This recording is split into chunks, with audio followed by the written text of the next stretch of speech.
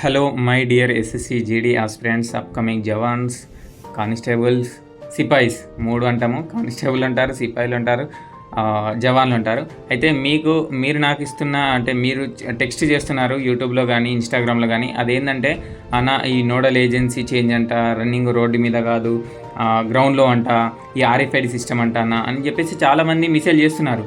అయితే ఏంటంటే ఈ మెసేజ్లు చెప్పే వాళ్ళకి అప్డేట్స్ ఎక్కడ నుంచి తీసుకొస్తున్నారో నాకు తెలియదు, కానీ అఫీషియల్గానే అయితే మనకి ఏమన్నారంటే గవర్నమెంట్ మేము ssc.gov.in మేము ఏ అప్డేట్ అయినా ఇస్తామని చెప్పేసి అయితే మెన్షన్ చేసిండు. అందులోనైతే ఇప్పటివరకు అయితే అఫీషియల్గా రాలేదు.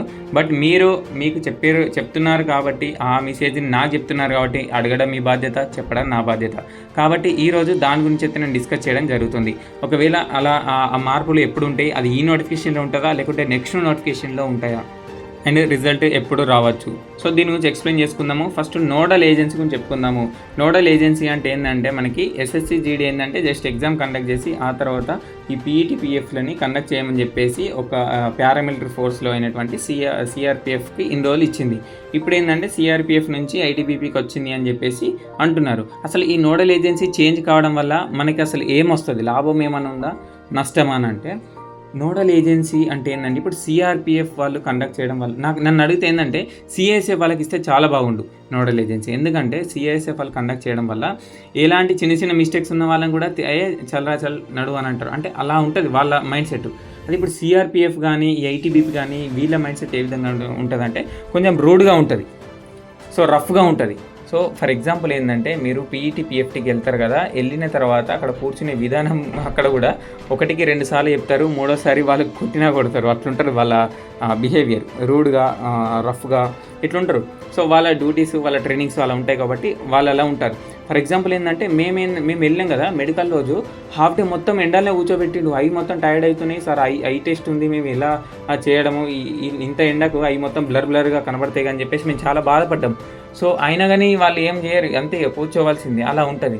సో అదే సిఎస్ఎఫ్ వాళ్ళు అనుకో అలా ఏమి ఉండదు, చిన్న నీడలో కూర్చోచిన్న, అక్కడ కూర్చోచిన్న, సో ఇలా అంటారు, కావాలంటే మంచినీళ్ళు వాళ్ళు తీసుకొచ్చిస్తారు. సో ఆ విధంగా ఉంటుంది. అయితే ఇప్పుడు ఐటీబీపీ కానీ సిఆర్పిఎఫ్ కానీ ఎవరు కండక్ట్ చేసినా ఈవెంట్స్ మాత్రం అలానే ఉంటాయి. సో మీరు వర్రీ అవ్వాల్సిన అవసరం లేదు. అయితే ఏంటంటే ఈ రన్నింగ్ రోడ్డు మీద పెడతారా గ్రౌండ్లో పెడతారా, అయితే నాకు ఒక డౌట్ కూడా వచ్చింది. ఎస్ఎస్సి బోర్డు ఎప్పుడైనా కానీ వెయిట్ చేస్తున్నాడు అంటే దాంట్లో మతలబ్ ఉంటుంది, 100% మతలబ్ ఉంటుంది. ఏదో ఒక రీజన్ ఉండడం వల్లనే వాడు అయితే ఈ రిజల్ట్ ఇవ్వడానికి లేట్ అవుతుంది. సో ప్రాసెస్ ముందుకు తీసుకెళ్ళడం వల్ల స్టక్ అయ్యిండు. కాబట్టి ఆ మతలబు ఇదేనో లేకుంటే వేరేనో తెలియదు, కానీ ఏదోనైతుంది, అది కూడా అప్డేట్లో ఇస్తాడు. ఇక రన్నింగ్ రోడ్డు మీద పెడతాడా గ్రౌండ్లో పెడతాడా, రోడ్డు మీద పెట్టడం వల్ల లాభం ఏంటి, గ్రౌండ్లో పెట్టడం వల్ల లాభం ఏంటంటే నన్ను అడిగితే రోడ్డు మీద పెట్టడం వల్లనే 100% బెటర్. ఎందుకు చెప్పాలా, గ్రౌండ్లో పెట్టడం వల్ల ఏంటంటే నువ్వు ఎవ్రీ సర్కిల్కి నీకు కార్నర్స్ ఉంటాయి, అంటే టర్నింగ్స్ ఉంటాయి. ఈ టర్నింగ్ దగ్గర ఏంటంటే మనకి టైం అయినటువంటి చాలా ల్యాగ్ అవుతుంది. ఫర్ ఎగ్జాంపుల్ ఏంటంటే నేను గ్రౌండ్లోనే చాలా ప్రాక్టీస్ చేసినాను, రన్నింగ్ ఎప్పుడైనా నేను గ్రౌండ్లో ప్రాక్టీస్ చేసినాను, టైం పెట్టుకున్నాను ప్రాక్టీస్ చేసినాను. అంటే వీక్ ఎండింగ్కి ఏంటంటే రోడ్డు మీద కూడా పరిగెత్తాను. అయితే గ్రౌండ్లో టైం పెట్టుకుంటే నేను ఒక్కసారి కూడా 24లో పర్లేదు, 25, 26 ఇలా టైంలో పడ్డది. అదే రోడ్డు మీదకి టైం పెట్టుకుని వెళ్తే ప్రాక్టీస్ చేస్తే ఇన్ టైంలో పడుతుంది. సో కాబట్టి ఈ రోడ్డు మీదనే చాలా బెటరు. కానీ వాళ్ళు ఎలా కండక్ట్ చేస్తారో నాకు తెలియదు. ఎందుకంటే కొన్ని ప్లేస్లలో ఇప్పుడు సిఐఎస్ఎఫ్ హాకింపేట కానీ సిఆర్పిఎఫ్ చంద్రాయణగుట్టలు కానీ అక్కడ ఏంటంటే రోడ్ అవైలబుల్ ఉంటుంది. మరి గ్రౌండ్ ఎక్కడ పెడతారో నాకు తెలియదు. సో ఓకేనా, ఇది గ్రౌండ్ రోడ్డు ఇది ఒకటి, అంటే లాభం నష్టం. ఒకవేళ నీకు రోడ్డు కాకుండా గ్రౌండ్ పెట్టిండనుకో 100% ఆర్ఎఫ్ఐడి పెడతాడు. ఇక ఆర్ఎఫ్ఐడి గురించి చెప్తాను. ఆర్ఎఫ్ఐడి వల్ల కూడా లాభం ఉంటుందా నష్టం ఉంటుందా అది కూడా చెప్తాను. ఆర్ఎఫ్ఐడి అంటే ఏంటంటే రేడియో ఫ్రీక్వెన్సీ ఐడెంటిఫికేషన్ అన్నమాట. ఎందుకంటే ఒక 2 సెన్సార్స్ ఉంటాయి. అది ఒకటి మనకి పోల్, ఇక్కడ పోల్ దగ్గర ఒకటి పెడతాడు, స్టార్టింగ్ పాయింట్ దగ్గర ఒకటి మన చెస్ట్కి ఇస్తాడు.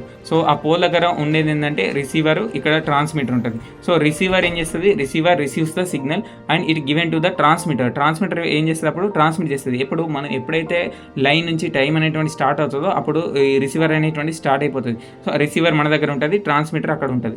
ఓకేనా, అప్పుడు టైం స్టార్ట్ అయిపోయిన తర్వాత ఏంటంటే అక్యురేట్గా టైం ఉంటుంది. సో దీనివల్ల నాలాంటి వాళ్ళకైతే లాస్ ఉంటుంది, నష్టం ఉంటుంది. ఎందుకు చెప్పన్నా, ఇప్పుడు నాలాంటి వాడు ఏం చేస్తాడు, 24 నిమిషాలు అంటే కరెక్ట్ వాడు 24 నిమిషాలు లేదంటే 24 నిమిషాల 10 సెకండ్లు ఇలా పడుతుంటుంది. 100లో ఒక 30% మందికి ఏంటంటే 24 నిమిషాలు అంటే 22, 23 ఇట్లా కొట్టిన వాళ్ళు ఉంటారు. కానీ ఈ 70 మంది నాలాంటి వాళ్ళు వాళ్ళ పరిస్థితి ఏంది? 24 నిమిషాలు అంటే 24.10 సెకండ్లు, 15 సెకండ్లు, 20 సెకండ్లు అట్లా ఎక్స్ట్రా కూడా పడుతుంది కదా. సో అలా ఎక్స్ట్రా పడ్డప్పుడు ఏంటంటే నార్మల్గా రోడ్డు మీద ఆఫ్లైన్గా చూసినప్పుడు ఏంటంటే చలో అని వదిలిపెడతారు. అదే కమింగ్ టు ఇప్పుడు RFIDకి వచ్చినట్టయితే అక్యురేట్గా టైం మెజర్ చేస్తుంది కాబట్టి ఇన్ టైంలో 100% రావాల్సిందే, 24.00 రావాల్సింది. కాబట్టి ఈ RFID పెట్టడం అనేటువంటిది అంత మంచిది కాదు. సో RFID కూడా పెట్టద్దని కోరుకుందాం. సో RFID పెట్టడం వల్ల ఇలా ఉంటాయి నష్టాలు. చూసినావా, నాలాంటి వాళ్ళకైతే 100% నష్టమే RFID పెట్టడం వల్ల. సో ఇది అయితే ఈరోజు ఇన్ఫర్మేషన్. అండ్ రిజల్ట్ గురించి చూసుకున్నట్లయితే ఈ May first week, second week అని అంతకుముందు వీడియోలు చెప్పినాను కదా. సరే చూద్దాము, ఈ టైంలో అయితే ఉంటుంది. సో ఇలాంటి అయితే ఆలోచనలన్నీ పక్కన పెట్టి మీరైతే ప్రాక్టీస్ చేసుకోండి. అది మీరు గ్రౌండ్లో ప్రాక్టీస్ చేసుకున్నారా, రోడ్డు మీద, నేను ఆల్రెడీ అంతకుముందు టైం టేబుల్ ఇచ్చినాను. అదేంటంటే మీరు గ్రౌండ్లో ప్రాక్టీస్ చేసుకోండి, వీకెండ్కి అయితే రోడ్డు మీద ప్రాక్టీస్ చేసుకోండి అని మాత్రం నేను చెప్పడం జరిగింది. సో మీరు ఇక ఎలా ప్రాక్టీస్ చేసుకుంటున్నారో అది మీ మీద డిపెండ్ అయి ఉంటుంది. అదే ఒకవేళ ఇదే RFID రన్నింగ్కి పెడుతున్నాడు అంటే హైట్కి కూడా అదే పెట్టడానికి ఛాన్స్ ఉంటుంది. ఇక హైట్కి పెడితే ఇక మనం కథమే, మనం బుగ్గగాలం అయిపోతాం.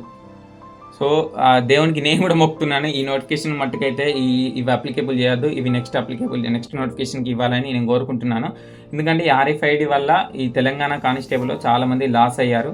ఎందుకంటే ఈ RFID లో అంత గలత్ అయిపోయింది అని చెప్పేసి కొంతమందికి చాలా ఏంది సర్కిల్స్ పూర్తిగా కాకముందే వాళ్ళ ఇన్ టైము చాలా టైం అనేటువంటి తక్కువ పడ్డది. ఇలా మొత్తము ఇక వినబడుతూ ఉంటాయి తర్వాత RFID లోపాలు అని చెప్పేసి. దానివల్ల హైట్ కూడా ఏంటంటే అక్యురేట్గా ఉండడం వల్ల కొంతమంది డిస్క్వాలిఫై చేసే ఛాన్స్ ఉంది. సో చూద్దాము, ఇదైతే మనకి ఇవే అప్లికేబుల్ చేస్తారా నాకైతే తెలియదు. మీరు పెట్టిన ఇన్ఫర్మేషన్ ప్రకారమే నేను చెప్తున్నాను. నేనైతే 100%గా చెప్పట్లేదు, ఎందుకంటే అఫీషియల్గా వచ్చిన తర్వాత నేను చెప్తాను. అది ఎంత లేట్ అయినా పర్లేదు. సో అందరూ ఇచ్చిన తర్వాతనే నువ్వు ఇన్ఫర్మేషన్ ఇస్తున్నావన్నా, నువ్వు చాలా లేట్గా ఉంది అని అనుకున్నా పర్లేదు, మీరు ఏమనుకున్నా పర్లేదు. కానీ నేను అఫీషియల్గా ఏదైనా నోటిఫికేషన్ వస్తే అది కూడా నేను చదివి చూసి ఫ్రీ అంటే డ్యూటీ అయిపోయిన తర్వాత నేను వీడియో చేయడం జరుగుతుంది. అంతేగాని ఈ మధ్యలో పిచ్చి వీడియోలు పెట్టి మిమ్మల్ని టెన్షన్ పెట్టి సో అలా పెట్టడం నాకు ఇష్టం లేదు. ఎందుకంటే మీరు హాయిగా ప్రాక్టీస్ చేసుకుంటున్నారు, రిజల్ట్ వస్తాయి. సో దాని నెక్స్ట్ ప్రిపేర్ అయ్యే వాళ్ళు కూడా ఉన్నారు. ఎందుకంటే నెక్స్ట్ నోటిఫికేషన్ వితిన్ మనకి 3 monthsలో ఉంది. ఆగస్ట్లో వచ్చిన ఒక్కసారి నోటిఫికేషన్ స్టార్ట్ అయిందంటే మనకి టైం తెలియకుండా అయిపోతుంటుంది. ఎందుకంటే ఇప్పుడు మీ నోటిఫికేషన్ ఒకసారి మీరు అనలైజ్ చేసుకోండి ఎంత ఫాస్ట్గా అయిపోతుందో. సో అదేవిధంగా మనకి నెక్స్ట్ నోటిఫికేషన్ కూడా కంప్లీట్ అయిపోతుంది. దాంతోపాటు RPF కూడా ఉంది. అంతేకాకుండా RRB నుంచి చాలా నోటిఫికేషన్లు వస్తున్నాయి. కాబట్టి అన్ని రాయిలు వేస్తేనే ఏదో ఒక రాయి ఖచ్చితంగా తగులుతుంది. ఓకేనా, అన్ని ప్రయత్నం చేస్తేనే ఏదో ఒక ప్రయత్నం మనకి ఫలితం అవుతుంది. కాబట్టి అన్ని ప్రయత్నం చేయాలి, అన్నిటికీ ప్రిపేర్ కండి. దీని గురించి అయితే మీరు ఈ థాట్స్ అన్ని మైండ్లో పెట్టుకోకండి. ఇవన్నీ పక్కన పెట్టి హాయిగా రన్నింగ్ ప్రాక్టీస్ చేసుకోండి. పొద్దున వచ్చిన తర్వాత పడుకున్న తర్వాత మీకు టైం ప్రకారం 3 hours 2 hours చదువుకున్నా పర్లేదు. ఎందుకంటే చాలామంది ఏం చేస్తారు, ఇప్పుడు రన్నింగ్కి వెళ్ళొచ్చిన తర్వాత చాలామందికి నిద్ర వస్తుంది. నిద్ర వచ్చిన తర్వాత ఏం చేస్తారు, ఇప్పుడు సపోజ్ రన్నింగ్ ఒక 7:30 8 వచ్చేస్తారు రూమ్కి. వచ్చిన తర్వాత ఏంటంటే పాలు తాగుతారు. ఎందుకంటే బ్యాచెస్ గురించి చెప్తున్నాను. పాలు తాగుతారు, అన్నం తింటారు. తిన్న తర్వాత ఏం చేస్తారు, ఒక 9:30 10 అవుతుంది. వెంటనే నిద్ర వచ్చి పడుకునే వాళ్ళు కొంతమంది ఉంటారు. లేదు అంటే ఇక రూమ్లో చదువుకుంటే నిద్ర వస్తుందని కొంతమంది ఉంటారు. సో అలా నిద్ర వస్తుందని చెప్పేసి స్టడీ హాల్కి వెళ్ళి చదువుకునే వాళ్ళు కూడా కొంతమంది ఉంటారు. ఎందుకంటే నేను స్టడీ హాల్కి వెళ్ళి చదువుకునే వాళ్ళే, నిద్ర వచ్చేది చాలా. సో 8:30 నుంచి మేము తొందర పాలకి స్టడీ హాల్కి వెళ్ళి అక్కడ చదువుకునే వాళ్ళము. కానీ ఏంటంటే పడుకుంటే నిద్ర వస్తే పడుకోవడం చాలా బెటర్. సో నువ్వు 11 10 పడుకొని ఒక 2 hours పడుకొని లేచి మళ్ళీ మధ్యాహ్నం అన్నం తిని మళ్ళీ చదువుకున్నా పర్లేదు. కానీ డైలీ ఒక 2 to 3 hours అన్న చదువుకోవడం బెటర్ రన్నింగ్ ప్రాక్టీస్ చేస్తూ. ఇది నేను చెప్పేది నేను చెప్తున్నాను, అది మీ ఇష్టం, కానీ అట్లా నేను చెప్తున్నాను.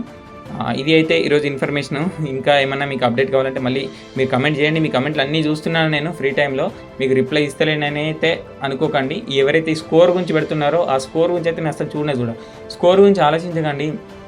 ఎంతో స్కోర్ వచ్చింది మీది మీకు తెలిసే ఉంటుంది కదా. ఒకసారి ఈ స్కోర్ని పక్కన పెట్టి రన్నింగ్ ప్రాక్టీస్ చేసుకునే వాళ్ళు చేసుకోరి, నెక్స్ట్ నోటిఫికేషన్ ఉంది దానికి ప్రాక్టీస్ చేసుకునే వాళ్ళు చేసుకోరి. అంతేగాని తక్కువ స్కోర్ వచ్చింది అని నువ్వు స్పెండ్ చేస్తున్నావు ఈ టైము తక్కువ స్కోర్ వచ్చిందని చెప్పేసి ఇది స్పెండ్ ఏదో నువ్వు నెక్స్ట్ నోటిఫికేషన్ మీద పెట్టినావు అనుకో, దీనికంటే బెటర్ జాబ్ వస్తుందని నేనైతే చెప్తున్నాను. ఇది నా ఉద్దేశం. ఓకేనా, ఇది అయితే ఈరోజు వీడియో. ఈ వీడియో నుంచి ఏమైనా ఇన్ఫర్మేషన్ వస్తే మీ ఫ్రెండ్స్కి షేర్ చేసి నెక్స్ట్ నోటిఫికేషన్కి ఇంకా ఇవ్వండి. మీ ఫ్రెండ్స్ని ఎవరైనా ఉంటే సో వాళ్ళకి షేర్ చేయండి. సో ఇది అయితే ఈరోజు వీడియో. ఇంకా మీకు స్టడీ గురించి వీడియో చేద్దాం అనుకుంటున్నాను, కానీ నాకు ఇది చేయడానికి ఇంట్రెస్ట్ రావట్లేదు. ఎందుకంటే నేను ప్రిపేర్ అవుతున్నాను, దాంతోపాటు మీకు చేయాలి అంటే సరే ట్రై చేస్తున్నాను అని చెప్పేసి షార్ట్ వీడియోలైనా అప్పుడప్పుడు పెడదామని చెప్పేసి పెడుతున్నాను. సరే చూద్దాము, మనకి ఎగ్జామ్ డేట్ ఇచ్చిన తర్వాతనైనా నేను మీ ఇంట్రెస్ట్ చేయండి అని చెప్తే నేను చేయడానికి ట్రై చేస్తాను. ఇక మీకు ఇంట్రెస్ట్ లేని నేను చేస్తే అది వాళ్ళు చూస్తారు చెప్పండి, నాది నేను చూసుకోవాలా. ఓకేనా? ఇది అయితే ఈరోజు video. Thank you for watching. Have a nice day.